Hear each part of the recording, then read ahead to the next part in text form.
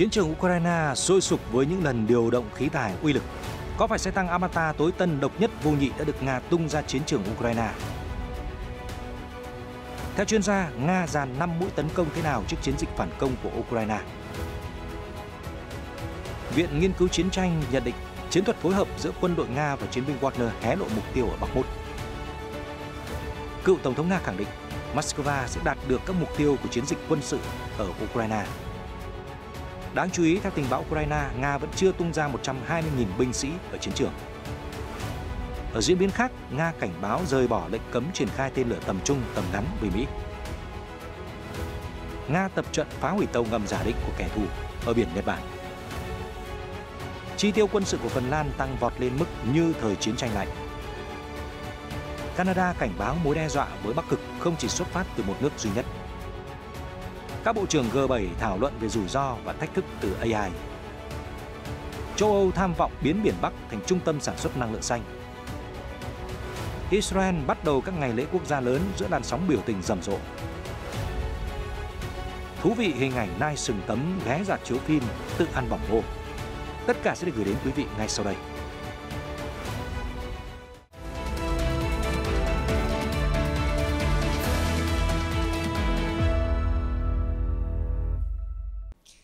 Chào mừng quý vị quay trở lại với chương trình tin quốc tế. Thưa quý vị, Sputnik dẫn nguồn thạo tin hôm 25 tháng 4 cho biết lực lượng vũ trang Nga đã bắt đầu tung ra chiến trường Ukraine xe tăng chiến đấu tiên tiến T-14 Armata, mà nước này tự hào giới thiệu là vô địch và độc nhất vô nhị.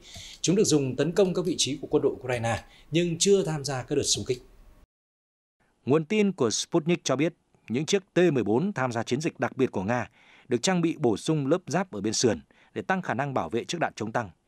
Các kíp lái T-14 Armata đã tham gia khóa huấn luyện phối hợp tác chiến tại một trường bắn ở Donbass. Nga đã quảng bá T-14 Armata là xe tăng thế hệ thứ 3, độc nhất vô nhị và không có đối thủ trên thế giới. Theo Sputnik, xe tăng T-14 có một tháp pháo không người lái. Các kíp lái sẽ điều khiển vũ khí từ một khoang bọc thép nằm biệt lập phía trước thân xe, tách biệt với bộ phận chứa nhiên liệu và đạn dược. Do đó, trong trường hợp xe tăng bị bắn trúng, kíp lái sẽ có khả năng sống sót cao hơn. T-14 được trang bị pháo nòng trơn 125 ly và súng máy điều khiển từ xa 7,62 ly. Tuy nhiên, phương Tây dường như không đánh giá cao T-14. Hồi tháng 1, tình báo Anh tiết lộ quân đội Nga ở Ukraine tiếp nhận lô xe tăng T-14 đầu tiên một cách miễn cưỡng do lo ngại chất lượng của khí tài này. London khi đó cũng nói rằng việc triển khai T-14 trên chiến trường là quyết định rủi ro cho Nga. Thực tế, Moscow chủ yếu dùng lô xe tăng đó với mục đích tuyên truyền và dung cây nhát khỉ. Reuters dẫn thông tin từ quân đội Anh chỉ ra, có lẽ Nga chỉ sản xuất chưa đến 10 chiếc T-14. Các chỉ huy quân sự của Moscow dường như cũng không tin khí tài này có thể làm nên chuyện khi tham chiến. London cũng cho biết xe tăng T-14 được phát triển trong 11 năm. Tuy nhiên, quá trình sản xuất bị gián đoạn. Số lượng xe tăng thành phẩm bị giảm so với kế hoạch. Đã có nhiều báo cáo về vấn đề phát sinh trong khâu sản xuất. Theo hãng truyền thông RIA của Nga, Điện Kremlin đã đặt hàng 2.300 xe tăng trong giai đoạn 2015-2020. Tuy nhiên, thời gian hoàn tất đơn hàng bị kéo dài đến năm 2025. Hãng thông tấn Interfax báo cáo hồi tháng 12 năm 2021 rằng tập đoàn nhà nước Rostec đã bắt đầu sản xuất khoảng 40 xe tăng, dự kiến được chuyển giao sau năm 2023. Thời gian qua, nhiều chuyên gia đã đưa ra các dự đoán về cuộc phản công mùa xuân của Ukraine. Theo Viện Nghiên cứu Chiến tranh ISW, Nga đang hoạt động dọc theo 7 mặt trận trong xung đột ở Ukraine và những chiến tuyến này có thể xác định cách Kiev tiến hành chiến dịch phản công. Tạp chí Newsweek trích dẫn nhận định của nhóm cố vấn về các mặt trận tấn công của Moscow. Cụ thể, các hoạt động tấn công của Nga diễn ra ở Luhansk, Bakhmut, thành phố Avdiivka ở Donetsk và mặt trận phía tây Donetsk, đông Zaporizhia. Giữa lúc đó, Nga cũng củng cố hai khu vực phòng thủ ở Tây Zaporizhia và Kherson. ISW cho biết ngày 23 tháng 4. Theo Viện Nghiên cứu có trụ sở tại Mỹ, tại Kupiansk, Nga đã thực hiện các cuộc tấn công hạn chế trong những tháng đầu năm 2023. Tuy nhiên, họ không đạt được bước tiến đáng kể. Tại khu vực giao giữa Kharkiv và Luhansk, Nga có thể đã triển khai sư đoàn súng trường cơ giới số 2 về hướng này. Ngoài ra, ở mũi tấn công Luhansk, Nga đã điều động quân dọc theo tuyến Svatov, Kremina và đạt được một số lợi ích về mặt chiến thuật. Theo ISW, mặt trận thứ 3 là Bakhmut, một thành phố ở Donetsk, đã chứng kiến các cuộc giao tranh ác liệt kéo dài nhiều tháng. Viện Nghiên cứu nhận định việc Moscow đổ các nguồn lực vào thành phố này cho thấy Nga muốn giành được Bakhmut trước khi Ukraine phản công. Còn ở chiến tuyến thứ 4, theo ISW là trục Avdiivka, Donetsk, nơi Moscow triển khai lực lượng từ hạm đội phương Bắc, quân khu phía Nam và lực lượng dân quân ly khai Donetsk. Tuy nhiên, theo Viện Nghiên cứu ở Mỹ, Nga chưa đạt được bước tiến lớn nào ở chiến tuyến này trong năm 2023, ngoài những thành tựu nhỏ quanh Avdiivka và Marinka. Trong khi đó, ở chiến tuyến thứ 5, trục miền Nam Donetsk, Đông Zaporizhia, binh sĩ của quân khu phía Đông dường như đã liên tục chịu tổn thất khi cố giành quyền kiểm soát Volodya. Theo Viện Nghiên cứu Chiến tranh, liên quan đến các hoạt động phòng thủ của Nga, Moscow đã triển khai các đội hình đến Zaporizhia và một phần vùng Kherson. Theo ISW, quân đội Nga có thể đang kéo căng tới nhiều mặt trận, điều có thể tác động đến nỗ lực của Moscow trong việc kiểm soát các khu vực.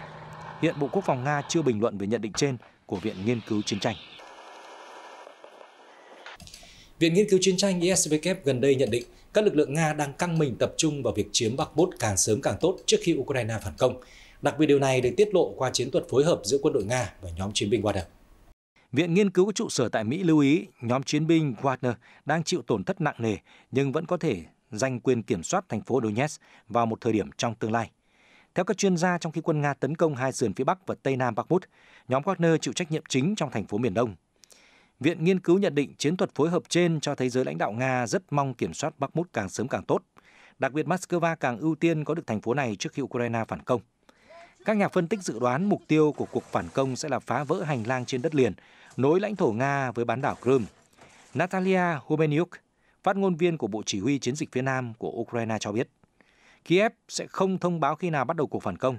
Bà cho hay sẽ rất khó để vượt chướng ngại vật như Dnieper, con sông dài, rộng và chảy xiết. Trong khi đó, theo Bộ trưởng Quốc phòng Estonia Hanno Pevkur, trở ngại lớn nhất đối với cuộc phản công của Ukraine không phải là việc thiếu thiết bị quân sự, mà là vì thời tiết. Hiện phía Nga và Ukraine chưa bình luận về những nhận định trên của Viện Nghiên cứu Chiến tranh.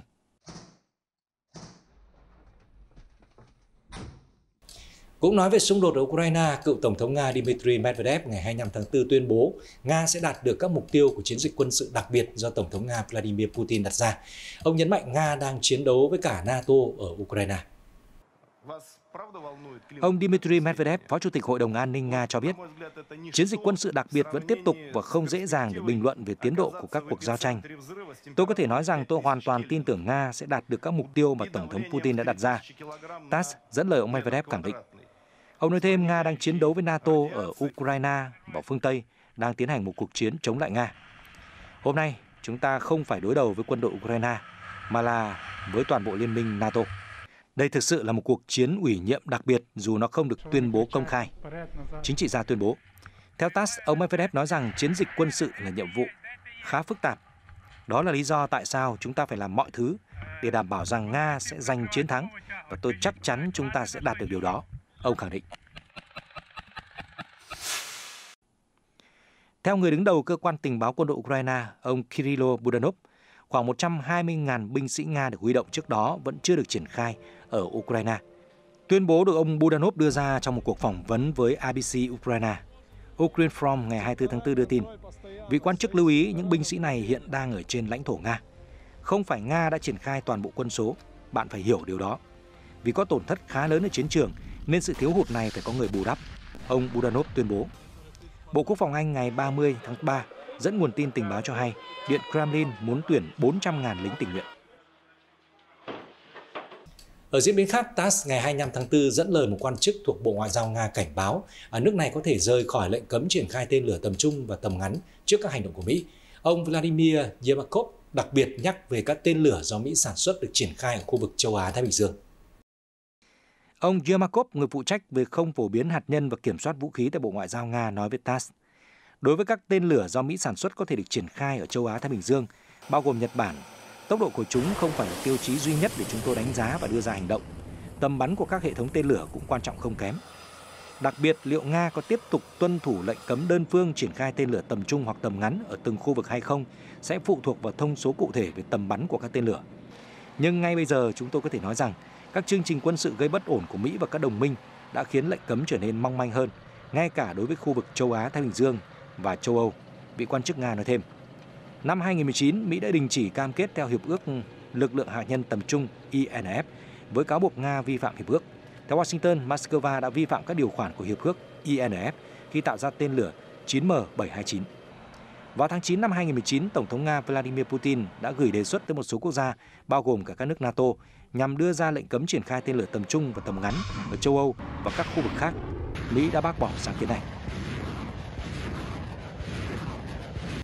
Cũng nói về Nga, theo Guardian, Bộ Quốc phòng Nga ngày 24 tháng 4 cáo buộc Ukraine cố gắng tấn công các tàu của nước này ở Biển Đen và cho rằng điều đó đang đe dọa triển vọng đạt được thỏa thuận ngũ cốc. Các hành động tấn công của Kiev gây nguy hiểm cho đợt gia hạn tiếp theo của thỏa thuận ngũ cốc, Bộ Quốc phòng Nga cho biết trong một tuyên bố trên Telegram.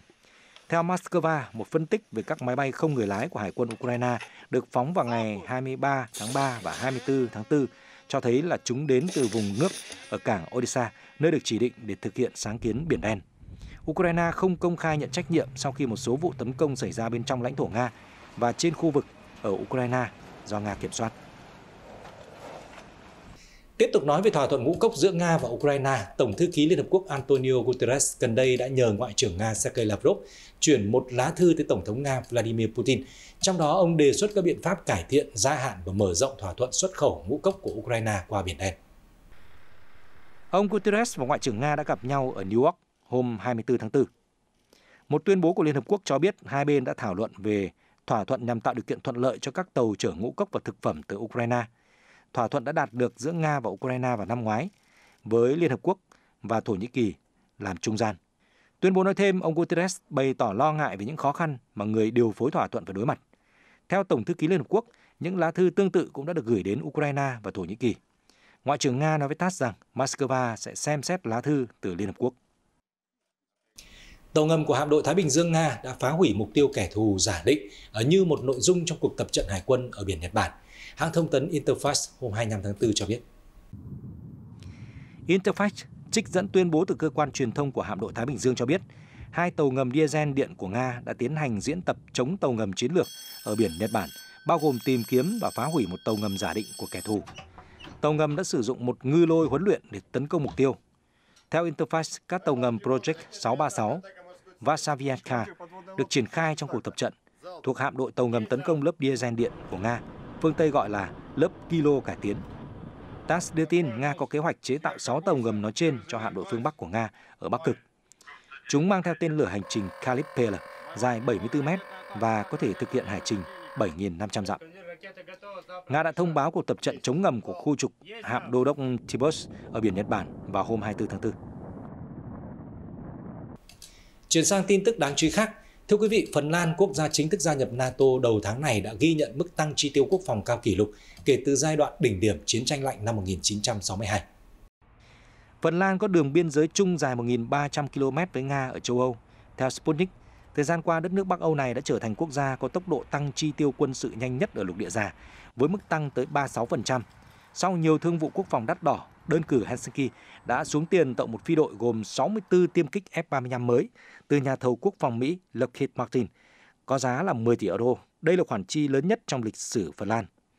Trong thời kỳ hậu chiến tranh lạnh, Phần Lan đã chi xấp xỉ 1,9% GDP cho quốc phòng và mức chi tiêu tiếp tục tăng mạnh trong những năm sau đó, với mức chi thấp nhất là vào năm 2001 với 1,1% GDP.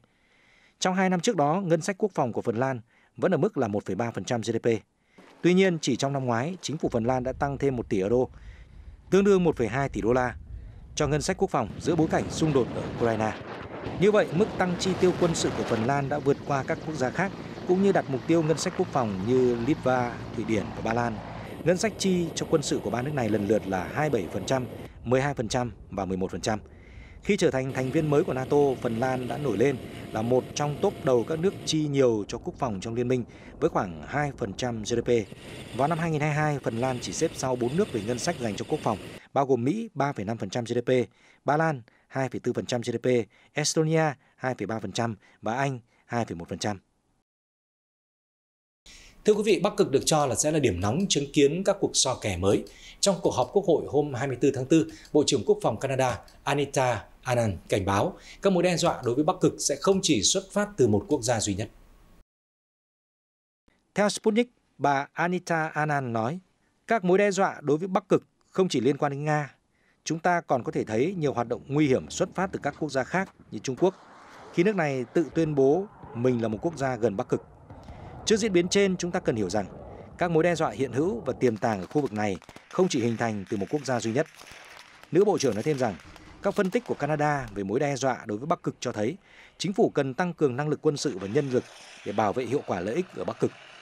Trong một tuyên bố chung hồi tháng 2, Trung Quốc và Nga đã khẳng định cùng nhau bảo vệ Bắc Cực, đảm bảo đây sẽ là một vùng lãnh thổ của hòa bình và hợp tác xây dựng. Trước đó, truyền thông Mỹ đưa tin lực lượng vệ binh quốc gia đã chuẩn bị đối phó nguy cơ xung đột với Trung Nga ở Bắc Cực, kể cả tình huống xảy ra đụng độ quân sự giữa Moscow và Bắc Kinh với các đồng minh của Mỹ trong NATO. Ở diễn biến khác, NHK hôm 25 tháng 4 cho biết các bộ trưởng từ nhóm G7 có kế hoạch thảo luận về cách thúc đẩy công nghệ trí tuệ nhân tạo trong cuộc họp diễn ra vào cuối tuần này. Nỗ lực trên được đưa ra giữa bối cảnh các chương trình chat GPT trở nên vô cùng phổ biến và có nhiều tranh cãi về vấn đề chia sẻ dữ liệu miễn phí xuyên biên giới. Các bộ trưởng của G7 phụ trách công nghệ và số hóa sẽ nhóm họp vào ngày 29 tháng 4 tại thành phố Takasaki, phía bắc Tokyo. Một dự thảo tuyên bố chung mà NHK tiếp cận được cho thấy G7 ghi nhận sự phát triển nhanh chóng trong lĩnh vực trí tuệ nhân tạo đã có ảnh hưởng lớn đến xã hội. Tài liệu cảnh báo rằng AI tạo sinh được biết đến là có thể tạo ra văn bản, hình ảnh vẫn có khả năng chứa thông tin sai lệch. Văn bản cũng cho thấy cần có các tổ chức quốc tế nghiên cứu những thách thức và ảnh hưởng từ AI như Tổ chức về Phát triển và Hợp tác Kinh tế. Tài liệu cũng lưu ý thêm rằng các bộ trưởng sẽ hướng đến mục tiêu đưa ra hướng dẫn về cách sử dụng AI chính xác và đáng tin cậy. Tuyên bố còn chỉ ra các quốc gia sẽ có những nguyên tắc riêng của mình về vấn đề chia sẻ dữ liệu xuyên biên giới.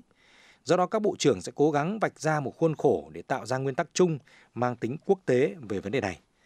Mặt khác, dự thảo cho thấy các bộ trưởng dự kiến khẳng định nỗ lực ủng hộ Ukraine với cơ sở hạ tầng kỹ thuật số, đồng thời chỉ trích chiến dịch quân sự đặc biệt của Nga và kêu gọi nước này lập tức rút quân khỏi quốc gia láng giềng. Cũng theo NHK, ngày 25 tháng 4 đã đánh dấu kỷ niệm 91 năm thành lập quân đội Triều Tiên.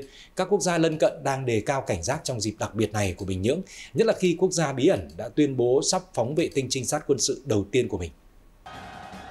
Ông Kim Il-sung, nhà sáng lập Triều Tiên và là ông nội của nhà lãnh đạo đương nhiệm Kim Jong-un, đã thành lập Quân đội Cách mạng Nhân dân Triều Tiên, ngày nay là Quân đội Nhân dân Triều Tiên tại Mãn Châu vào ngày 25 tháng 4 năm 1932.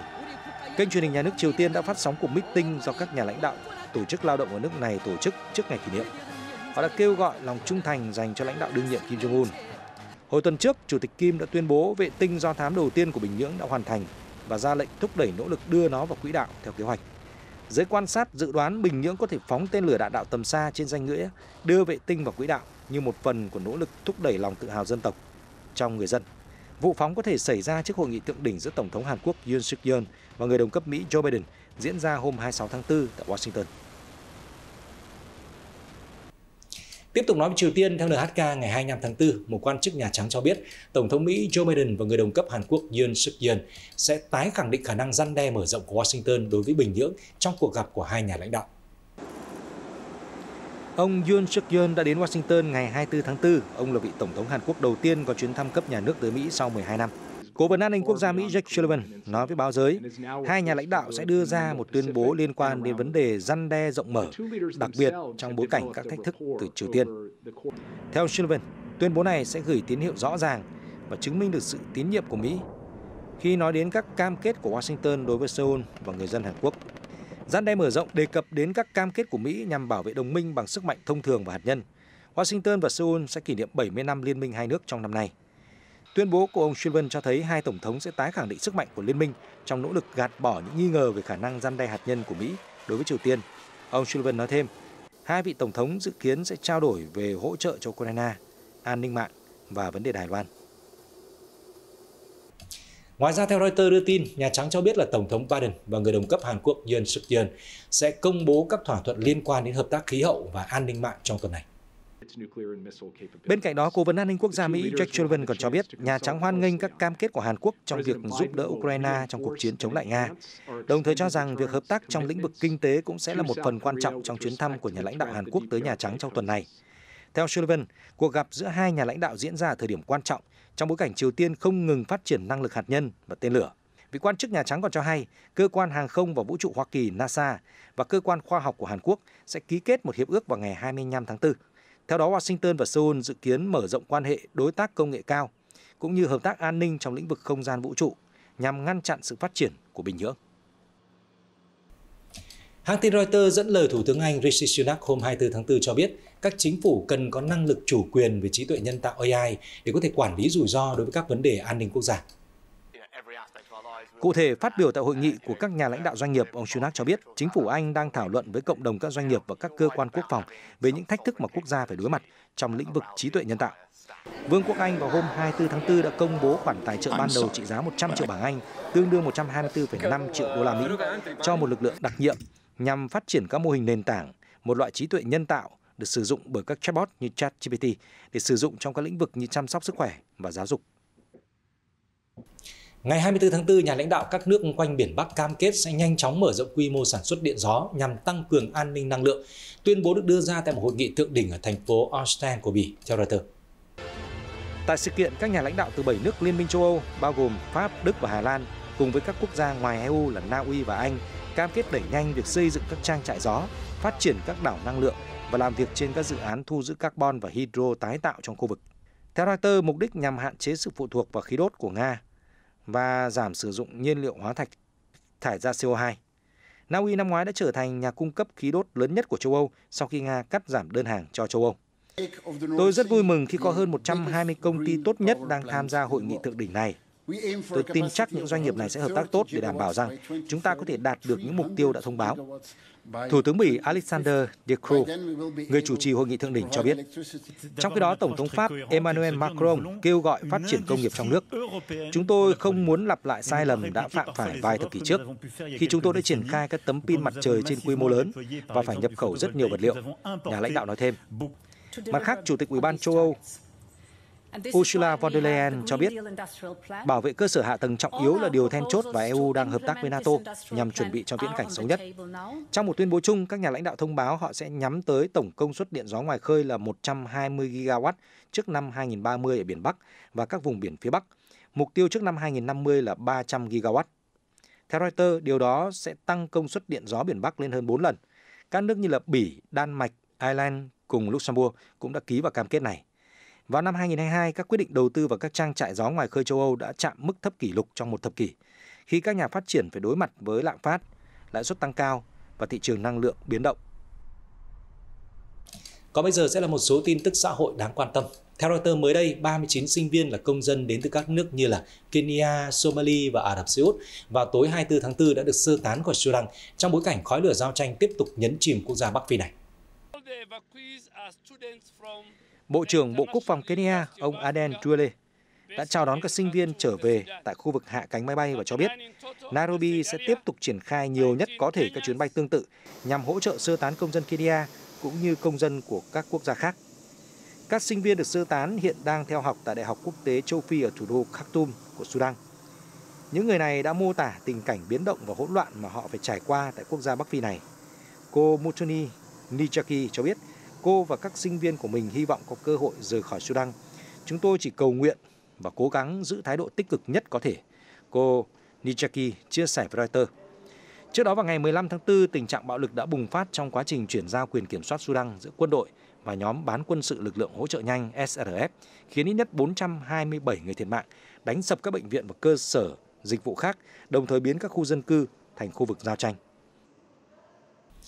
Hàng ngàn người trên khắp New Zealand đã tập trung trong ngày 25 tháng 4 để kỷ niệm ngày Anzac, tưởng nhớ những người lính của nước này đã ngã xuống trong cuộc đổ bộ lên Thổ Nhĩ Kỳ vào năm 1915. Thủ tướng New Zealand Chris Hipkins đã tham dự buổi lễ tưởng niệm ở thủ đô Wellington. Ông đặt vòng hoa tại mộ chiến sĩ vô danh để vinh danh những chiến sĩ không thể trở về nhà sau chiến tranh. Ngày 25 tháng 4 năm 1915, hàng ngàn binh sĩ từ quân đoàn Úc và New Zealand đã đổ bộ lên bán đảo Gallipoli tại Thổ Nhĩ Kỳ trong chiến tranh thế giới thứ nhất.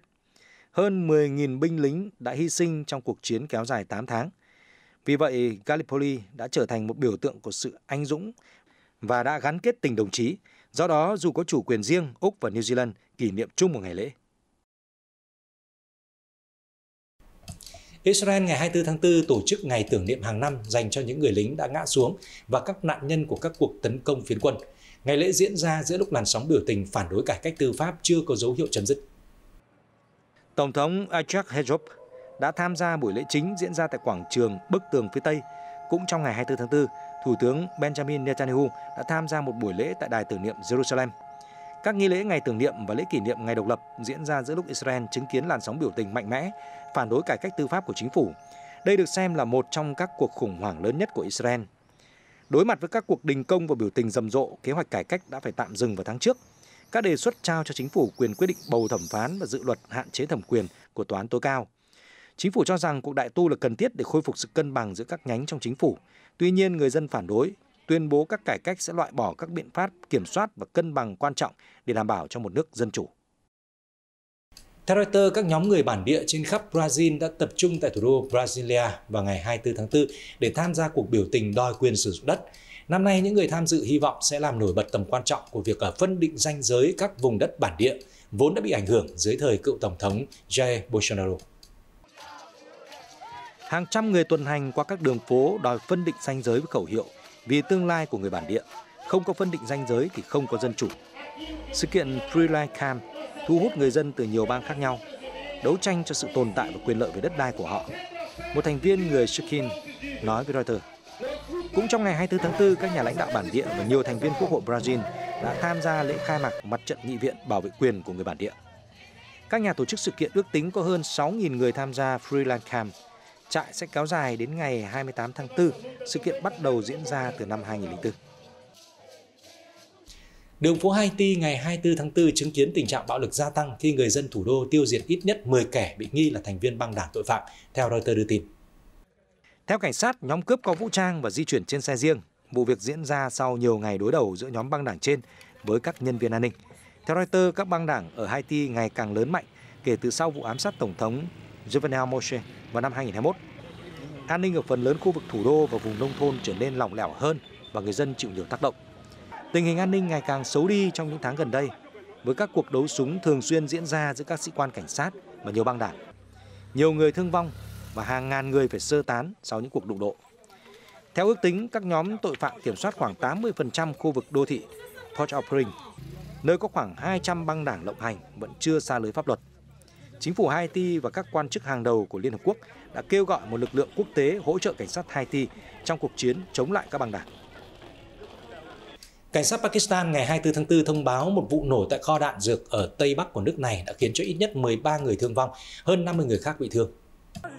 Cảnh sát trưởng tỉnh Akhtar Hayat cho biết các vụ nổ đã làm rung chuyển văn phòng chống tổ chức cực đoan ở phía Tây Bắc thung lũng Swat. Đây là nơi các chiến binh Hồi giáo từng kiểm soát trước khi bị giải tán trong một chiến dịch quân sự vào năm 2009. Theo thông báo của cảnh sát, nguyên nhân khiến kho đạn dược bốc cháy có thể là do chập điện. Cho đến nay chưa có bằng chứng về bất kỳ cuộc tấn công nào từ bên ngoài, thông báo nói thêm. Người phát ngôn cho biết các khía cạnh khác của vụ nổ đang được điều tra. Ông Hayat thông báo đa số những người thiệt mạng là cảnh sát chống tổ chức cực đoan và một người phụ nữ cùng đứa con của cô ấy tử vong khi đi ngang qua tòa nhà lúc vụ nổ xảy ra. Cảnh sát và quân đội Pakistan đã tăng cường hiện diện đáng kể các nhân viên chống tổ chức cực đoan trong thung lũng khi các cuộc nổi dậy thường xuyên xảy ra. Đại dịch Covid-19 kéo dài suốt 3 năm qua đã dẫn đến tình trạng sụt giảm tỷ lệ tiêm các mũi cơ bản cho trẻ em tại hơn 100 quốc gia, khiến nhiều căn bệnh như là sởi, bạch hầu, bại liệt và sốt vàng da bùng phát trở lại. Trong bối cảnh đó, Tổ chức Y tế Thế giới WHO đã hợp tác với Quỹ Bill và Melinda Gates, Quỹ Nhi đồng Liên Hợp Quốc UNICEF, Liên minh vaccine Gavi, cùng chương trình nghị sự tiêm chủng 2030 và nhiều đối tác khác để đưa ra lời kêu gọi The Big Catch Up, nỗ lực đuổi kịp. Được dẫn dắt bởi các chuyên gia y tế hàng đầu, The Big Catch Up là một nỗ lực toàn cầu nhằm đảo ngược tình trạng sụt giảm tỷ lệ tiêm chủng ở trẻ em tại 20 quốc gia, chiếm 75% số trẻ em bỏ lỡ các mũi tiêm vaccine cơ bản trong năm 2021. Chương trình cũng nhằm mục đích tăng cường sự sẵn sàng của các dịch vụ chăm sóc sức khỏe cho hoạt động tiêm chủng. Theo WHO, trong năm 2021, 25 triệu trẻ em dưới 1 tuổi đã bỏ lỡ ít nhất một mũi tiêm vaccine cơ bản. Tỷ lệ tiêm chủng toàn cầu trẻ em trong năm nay đã giảm xuống 81% từ mức 86% vào năm 2019. Trong ngày 24 tháng 4, ngân hàng Standard Chartered của Anh Quốc dự đoán rằng trị giá đồng tiền điện tử Bitcoin có thể đạt mức 100.000 đô la Mỹ vào cuối năm 2024. Ngân hàng đa quốc gia này cho biết tình trạng mùa đông crypto đã kết thúc. Mùa đông crypto ám chỉ một giai đoạn ảm đạm của thị trường tiền số, khi giá các loại đồng tiền điện tử liên tục giảm và khó phục hồi trong thời gian dài. Trưởng bộ phận nghiên cứu tiền điện tử của Standard Chartered, ông Geoff Kendrick cho biết, đồng Bitcoin có thể thu được lợi nhuận từ các yếu tố xung quanh như sự bất ổn của ngành ngân hàng, các tài sản rủi ro đã được ổn định khi Cục Dự trữ Liên bang Hoa Kỳ kết thúc chu kỳ tăng lãi suất, đồng thời khả năng sinh lời của tiền điện tử đã khả quan hơn. Ông Kendrick nói rằng, dù có nhiều yếu tố không đảm bảo nhưng chúng tôi nghĩ việc Bitcoin chạm mốc 100.000 đô la đang ngày càng rõ ràng. Từ đầu năm 2023, giá Bitcoin đã dần phục hồi. Trong tháng 4, giá Bitcoin lần đầu tiên chạm mốc 30.000 đô la kể từ tháng 10 năm 2022. Tập đoàn truyền thông nhà nước GMG phối hợp với cơ quan vũ trụ có người lái Trung Quốc GMSA vừa phát sóng trực tiếp cuộc sống của các phi hành gia trên trạm vũ trụ Thiên Cung nhân dịp đặc biệt. Hôm 24 tháng 4 vừa qua đánh dấu lần thứ 8 Trung Quốc kỷ niệm ngày vũ trụ của nước này. Và cũng là lần đầu tiên các phi hành gia có thể đón mừng ngày lễ quan trọng sau khi hoàn tất xây dựng trạm Thiên Cung. Trong buổi phát trực tiếp, các mô đun của trạm vũ trụ đã được giới thiệu cho công chúng thông qua các camera được lắp trên các cánh tay cơ học. Khán giả đã theo dõi những cảnh quay tuyệt đẹp từ không gian, cũng như nhìn thấy cuộc sống và công việc thực tế của các phi hành gia trong sứ mệnh Thần Châu 15. Đến cuối năm 2022, Trung Quốc đã hoàn thành xây dựng trạm vũ trụ trên quỹ đạo, bước vào giai đoạn ứng dụng và phát triển mới. Trong giai đoạn này, hơn 200 thí nghiệm nghiên cứu không gian quy mô lớn hơn và việc thử nghiệm công nghệ mới có thể được tiến hành. Các nghiên cứu bao gồm nhiều lĩnh vực như khoa học sự sống vũ trụ, cơ thể người, khoa học vật lý vi trọng lực, thiên văn học vũ trụ và khoa học trái đất. 3 phi hành gia trên tàu vũ trụ Thần Châu 15 của Trung Quốc đã đến trạm Thiên Cung vào ngày 30 tháng 11 năm ngoái. Họ có cuộc gặp gỡ lịch sử với 3 phi hành gia đã hoạt động trên trạm trước đó, đánh dấu lần đầu tiên trạm Thiên Cung có 6 người cùng chia sẻ công việc. Đến nay, phi hành đoàn Thần Châu 15 đã hoàn thành hơn 10 nhiệm vụ, bao gồm bảo trì hệ thống kiểm soát môi trường và hỗ trợ sự sống, kiểm tra siêu âm và thay thế các phụ tùng phục vụ cho thí nghiệm công nghệ sinh học ở Vấn Thiên, mô đun phòng thí nghiệm đầu tiên của trạm vũ trụ. Phi hành đoàn Thần Châu 15 dự kiến sẽ trở lại trái đất vào tháng 6 tới. Trước đó, họ sẽ đón tàu vũ trụ chở hàng lên trạm vào tháng 5 và bàn giao công việc cho các thành viên của sứ mệnh Thần Châu 16. Một hình ảnh thú vị ở bang Alaska, nước Mỹ vào hôm 19 tháng 4. Một con nai sừng tấm rất bình thản bước vào rạp chiếu phim, tự lấy bỏng ngô trước khi tự tin rời đi. Các camera giám sát tại rạp đã ghi lại khoảnh khắc con vật bước vào sảnh đi loanh quanh. Theo truyền thông địa phương, chú nai đến xem phim vào buổi tối, nán lại vài phút và thậm chí là lục đống rác ở rạp. Thông tin vừa rồi cũng đã khép lại chương trình tin quốc tế ngày hôm nay. Cảm ơn quý vị đã quan tâm theo dõi. Xin kính chào và hẹn gặp lại.